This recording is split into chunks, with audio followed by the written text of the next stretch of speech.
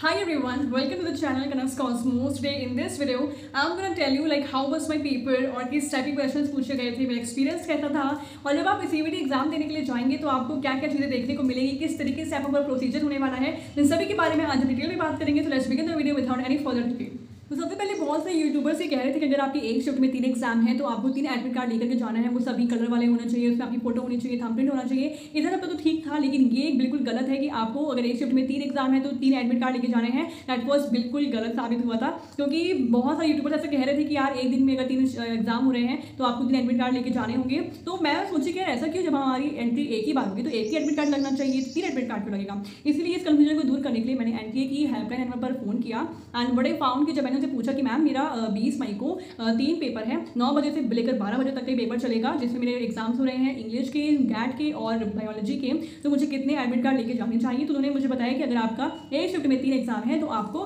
3 admit card लेकर के जाना है और तीनों कलर प्रिंट के होने चाहिए। सो आई वॉज लाइक ओके, अगर एनटी ने ऐसा कहा है तो मुझे मानना ही चाहिए। तो फिर मैं जाती हूँ 3 एडमिट कार्ड करवा के लाती। लेकिन जब मैं अपने सेंटर पहुंची तो मैंने क्या देखा कि वहाँ पे सिर्फ एक ही एडमिट कार्ड लग रहा है, मेरा फालतू के पैसे बर्बाद हो गए वहाँ पे।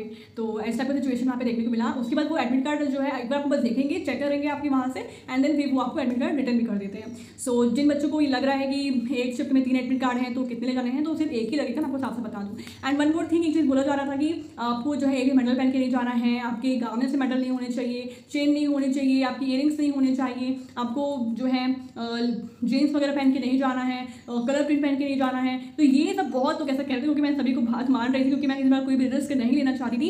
तो मैं एकदम नॉर्मल प्लेन टी शर्ट पहना, मैंने लोअर पहना और मैं अपने कान वगैरह सब उतार के चली गई। बेसिकली हुआ ये कि 20 मई को मेरे 3 एग्जाम थे, general aptitude test, biology and English language. इन तीनों का जो है एग्जाम मेरा एक ही दिन पे हुआ था। तो सबसे पहले जैसे मेरा एडमिट कार्ड रिलीज हुआ वैसे ही मैंने ट्रेन की जो टिकट बुक कर ली थी। इसके बाद 20 मई की सुबह को 4 बजे हम लोग स्टेशन पहुंचे, मैं अपनी सिस्टर के साथ ही। और जब हम लोग वेटिंग हॉल में हम लोग रुके हुए थे, वहाँ पे ऑलरेडी बहुत से कैंडिडेट्स मौजूद थे जो कि सेम एग्जाम के लिए अपीयर हो रहे थे। तो वहाँ पर मैंने जो है अपना रिविजन स्टार्ट कर दिया था। I started reading biology and थोड़े बहुत जो मैंने नोट्स बना के रखे हुए थे उन सभी को मैं थोरोली जो है रिवाइज करते जा रही थी। एंड देन जैसे ही 7 बज जाता है हम बाहर निकलते हैं, वहाँ से हमने रैपिडो बुक करी एंड देन रैपिडो वाले ने हमें डिपार्टमेंट तक पहुँचाया। डिपार्टमेंट के एंटर होने से पहले ही 2 गार्ड लगे हुए थे, उन्होंने हम सबसे पहले मेरा एडमिट कार्ड देखा, इसके बाद हमें एंट्री दी। फिर लोग अंदर जाते हैं, मैं अपनी डिपार्टमेंट तरफ पहुँच जाती हूँ। वहाँ पे बहुत ज़्यादा भीड़ नहीं थी, थोड़े बहुत लोग आए हुए थे। सो वहाँ पे हम लोग अंदर जाते हैं, वहाँ पे एक जन जो है टेबल में बैठा हुआ था जो कि हम सभी के एडमिट कार्ड देख रहा था। तो उसने मेरा एडमिट कार्ड चेक किया, पासपोर्ट साइज की फोटो देखी और आधार कार्ड देखा। इसके बाद उसने मेरा सिग्नेचर लिया एंड हमें आगे की तरफ प्रोसीड कर दिया गया। तो मैंने अपने साथ क्या क्या कैरी किया हुआ था, मैंने अपने साथ एडमिट कार्ड रखा था, मेरा आधार कार्ड रखा था और पासपोर्ट साइज की फोटो रखी हुई थी। मैंने अपने साथ जो है ट्रांसपेरेंट वाटर बॉटल रखी गई थी और पेन वहाँ पे अलाउ नहीं था और मैंने साथ ही साथ अपने साथ हैंकी लेके गई थी।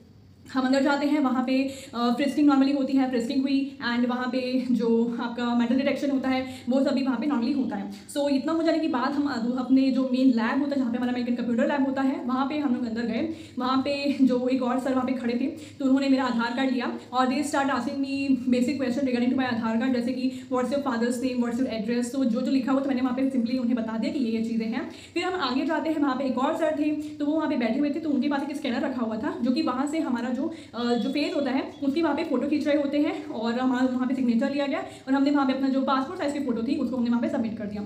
नेक्स्ट उन्होंने हमें हमारा कंप्यूटर का जो अलॉटमेंट होता है, कौन सा नंबर में हमारा कंप्यूटर है, उन्हीं के बारे में हमें बताया कि आप इस नंबर में कंप्यूटर आप जाके बैठ जाइए। मैं वहाँ के बैठ जाती हूँ, देखती हूँ कि आसपास और भी लोग बैठे हुए हैं। इसके बाद हमारा जो एग्जाम होता है वो 9 बजे स्टार्ट होने वाला होता है। सो 9 बजे ही हमारा जो है एग्जाम स्टार्ट होने वाला था। तो मैं 7:30 बजे कंप्यूटर में जाके बैठ गई थी। तो मुझे 7:30 बजे से लेकर 9 बजे तक कंटिन्यूसली वहाँ पर इंतजार करना पड़ा और हमारा जो कंप्यूटर था उसके सामने लिखा हुआ था, यहाँ पे आपका जो है पासवर्ड लिखा हुआ रहेगा, नीचे तरफ जो है आपका रोल नंबर लिखा रहेगा एंड यहाँ पर ऊपर जो है आपकी फोटो, जो कि आपने पासपोर्ट साइज की फोटो दी थी वो रहेगी और उसके बगल में आपकी जो रिसेंटली भी जो फोटो ली गई थी वो वहाँ पे ही रहेगा।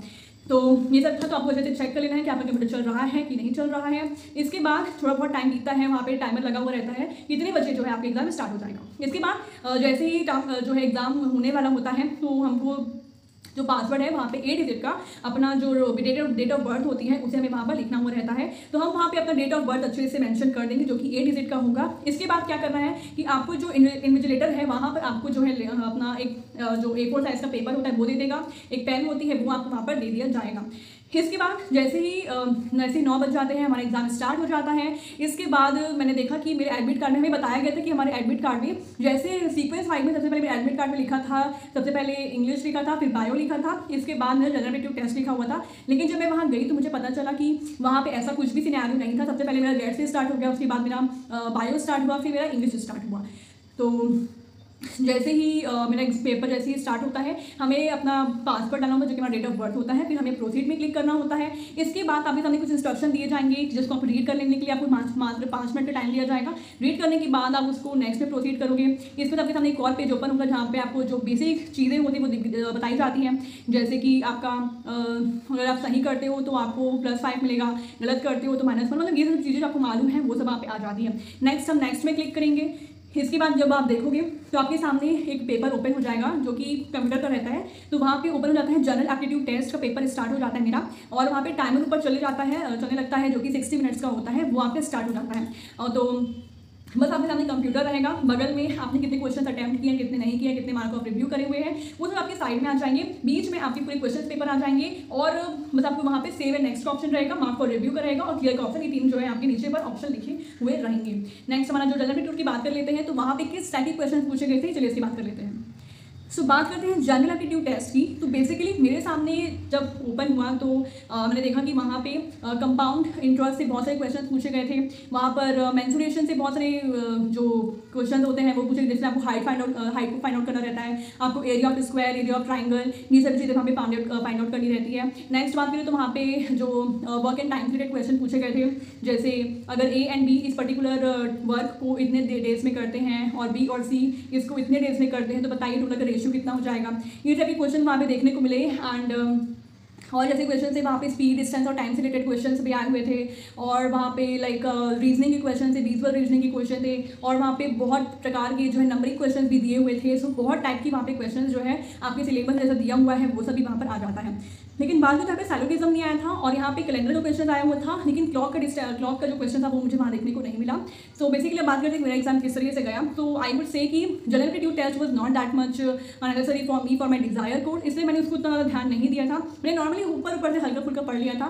सो मेरा जो जनरल एप्टीट्यूड टेस्ट था वो काफ़ी मतलब ठीक ही ठाक गया, क्योंकि मैंने उसमें से बहुत 41 क्वेश्चन अटैम्प्ट किए थे और कुछ क्वेश्चन काफ़ी ज़्यादा लेंथी थे जिनको सॉल्व करने में काफ़ी प्रॉब्लम आ रही थी, जिसमें पाइथागोरस थ्योरम यूज हो रहा था, जिसमें साइन कॉस थीटा की वैल्यू का भी यूज हो रहा था। तो मैंने उसको छोड़ दिया क्योंकि काफ़ी ज़्यादा टाइम कंज्यूमिंग भी था। जैसे ही 30 मिनट हो गए थे तो मतलब जैसे ही 40-50 मिनट हो गए थे तो मेरा पूरा एक जो है कंप्लीट हो गया था। फिर मैंने ज़्यादा टाइम नहीं किया क्योंकि हम जानते थे कि अगर हम तुक्का वगैरह मारेंगे तो वहाँ पे हमारा माइनस मार्किंग भी हो जाएगा, इसलिए मैंने उसको उतना ध्यान नहीं दिया। सो नेक्स्ट जैसे ही 1 घंटा होता है तुरंत ही वो पेपर सबमिट हो जाता है और उसके बाद तुरंत ही हमारा दूसरा पेपर बायोलॉजी का स्टार्ट हो जाता है। So for the biology I would say कि that paper was easy to moderate level, जहाँ पे बहुत सारे क्वेश्चन पूछे गए थे। मेजरली 25% का जो क्वेश्चन पेपर था वो पूरे PYQ से ही पूछा गया था। So that was also plus point for me, क्योंकि मैं सारे PYQ ऑलरेडी करके गई हुई थी। And if I talk about कि वहाँ पे जो भी चीज़ें रहती हैं, जैसे कि हम बात करें तो जैसे वहाँ पे आपने पढ़ा होगा बहुत से फॉर्मूला बेस्ड क्वेश्चन आए थे, और वहाँ पे एवोल्यूशन चैप्टर से 2 क्वेश्चन थे जहाँ पे जो लोगों के जैसे आपने पढ़ा था ना होमो इरेक्टस और डायोपैथिकस, रामापैथिकस, उन सभी के नेम जो होते हैं, ईयर के जो होते हैं, कब वो हुए थे, उन सभी के बारे में जो है मैथ्स ऑफ फॉलोइंग आया हुआ था। बायोटेक्नोलॉजी से अच्छे खासे क्वेश्चन थे और लास्ट में कुछ पैसेजेस दिए हुए थे, 2 पैसेज थे और एक पैसेज से 5 क्वेश्चन बने हुए थे जो कि NCERT में ऑलरेडी दिया हुआ है। तो उन सभी लाइन को ले लिया जाता है, उसी से 5 क्वेश्चन पूछे जाते हैं।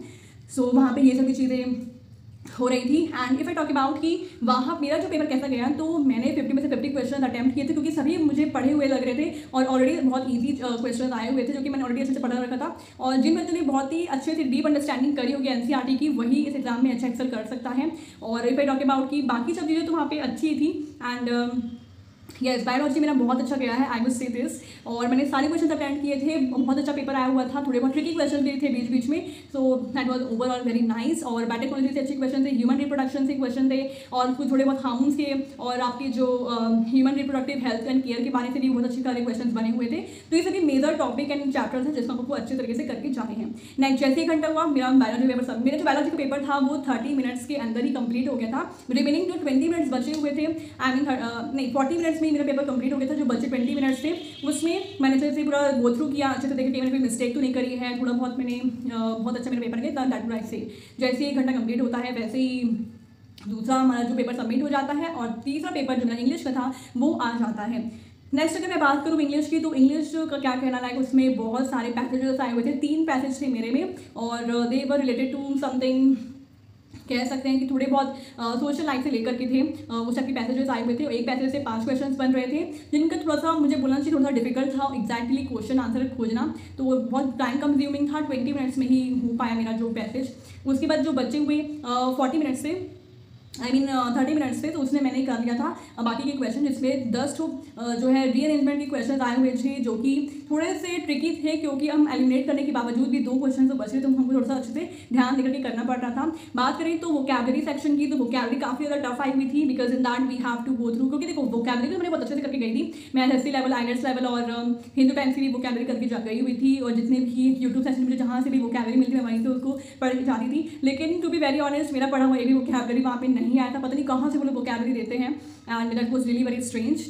तो थोड़े मैंने मतलब इंग्लिश में 2 क्वेश्चन छोड़ दिए, बाकी मैंने पूरा अटेम्प्ट करके आई हूँ, एंड वहाँ पे वोकैबुलरी बहुत ही टफ लेवल की थी, that was really hard to predict. And जो भी मैं सोच रही थी कि थोड़ा बहुत एलिमिनेट करके हम आंसर निकाल सके, बट वो भी पॉसिबल नहीं था, क्योंकि बहुत ही अलग टाइप की वोकैबुलरी थी। जैसे मैं आपको बताती हूँ, वहाँ पे एक आया था रेलिगेट, जिसके ऑप्शन से डेस्टिट्यूट करना, डिमिनिश करना होगा, या तो वो सभी टाइप के क्वेश्चन मुझे जहाँ तक मैं कर पा रही हूँ बहुत ही डिफरेंट टाइप के आए थे, और ग्रीसी और होमोनिम्स आए थे आपके मैथ्स ऑफ फॉलोइंग्स में, फ्रेजल वर्ब्स आए थे, इडियम्स आए थे, वन वर्ड सब्स्टिट्यूशंस भी आए थे, और मुझे ग्रामर से भी क्वेश्चन देखने को नहीं मिला, मुझे स्पॉटिंग द एरर से क्वेश्चन नहीं देखने को मिला, और भी वो बहुत सारे जैसे आपके जो डिफरेंट काइंड ऑफ वो भी होते हैं, तो उन सब से भी ज़्यादा क्वेश्चंस नहीं आए थे। बेसिकली फ्रेजल वर्ब्स भी थोड़े बहुत थे जो कि हमने कभी पढ़ा सुना नहीं था, तो इट वाज दैट। सो या एंड आई वुड से कि इंग्लिश में मेरा ठीक गया है, क्योंकि अच्छा जो मैंने थोड़े बहुत क्वेश्चन अटेम्प्ट नहीं किया, that was also very wise कहना चाहिए डिसीजन था कि मैंने उन्हें अटेम्प्ट नहीं किया।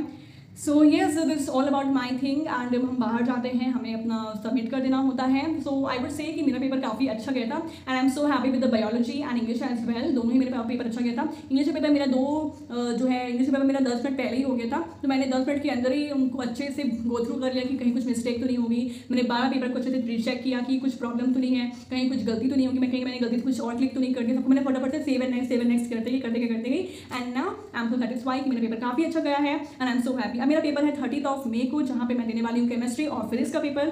सो थोड़ा नर्वस है, क्योंकि बहुत ही पेपर टफ आता है एज कम्पेयर टू केमिस्ट्री के लिए। मैं फिर भी थोड़ी बहुत कॉन्फिडेंट हूँ, बट फॉर द फिजिक्स, क्योंकि मुझे फिजिक्स के लिए बहुत डर लग रहा है, क्योंकि मैंने एक भी उसका मॉक या कुछ भी मैंने टेस्ट नहीं दिया है। सो अभी भी मेरे पास 10 दिन का टाइम है, let's see what will happen next. So yes, this all about it. मैं बोलूँगी कि अच्छे से पीवाई यूज़ करके जाइए, और इंग्लिश का तो हम नहीं बता सकते कि कहाँ से वोकैबुलरी आ रही थी, बट आई रियली 100 टेबल, तो आपको अपने ऑन द स्पॉट दिमाग चलाना पड़ेगा। बाकी पैरेंट्स को करके जाइए और अपना रीडिंग कॉम्प्रीहेंशन कर लीजिए, और आप अपना पैरा नंबर्स कर लीजिए। For biology I would say कि आप बायोटेक्नोलॉजी, ह्यूमन रिप्रोडक्शन और मॉलिक्यूलर बेसिस ऑफ इनहेरिटेंस को भी कर लीजिएगा, ये भी काफ़ी ज़्यादा है जो इंपॉर्टेंट चैप्टर्स हैं। So yes, for GATE I would say कि आप अच्छे से अपना कंपाउंड इंटरेस्ट, मेंसुरेशन, और वहाँ पे आप रीजनिंग का भी देख लीजिएगा, उससे भी बहुत अच्छे क्वेश्चंस बने हुए थे। तो ये this is all about today. So yes, यहीं से आपकी जो है खत्म होती है, and I hope you like the video. So do subscribe my channel and stay tuned with me, connect smooth.